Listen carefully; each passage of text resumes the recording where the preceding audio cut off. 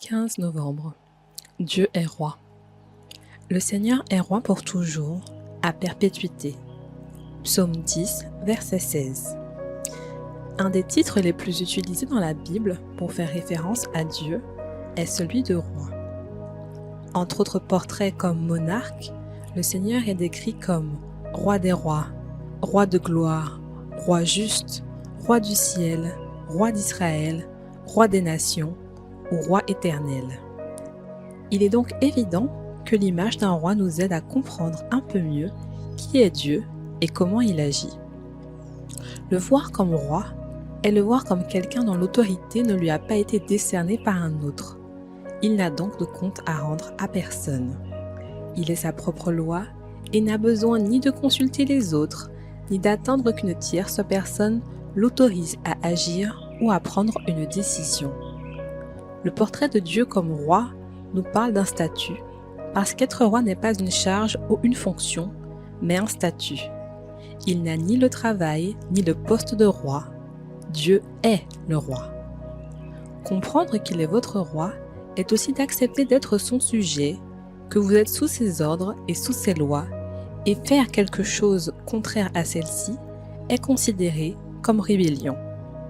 Face au roi, les seules options pour les sujets sont l'obéissance ou la rébellion.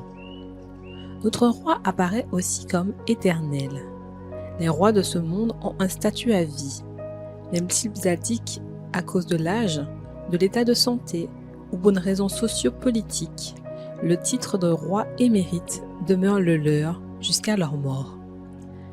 Dans le cas de notre Dieu, il est immortel, il est et sera toujours roi, sans abdication, sans destitution, sans instabilité d'aucune sorte.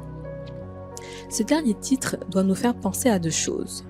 Premièrement, si Dieu est et sera roi pour toujours, alors le véritable succès dans la vie consiste à apprendre à se soumettre à lui et à vivre dans l'obéissance de ses lois, parce qu'elles ne peuvent ni être changées ni annulées.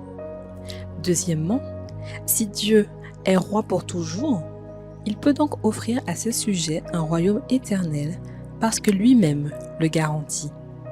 Où que vous alliez aujourd'hui, n'oubliez pas qui a le pouvoir. N'oubliez pas que vous êtes sujet du roi des rois qui gouverne sur la base de l'amour et de la grâce. Et souvenez-vous aussi que vous êtes de passage en ce monde parce que vous êtes en route pour le royaume qui n'aura pas de fin. On se retrouve là-bas. Vive le roi! Bonne journée et bonne préparation de sabbat.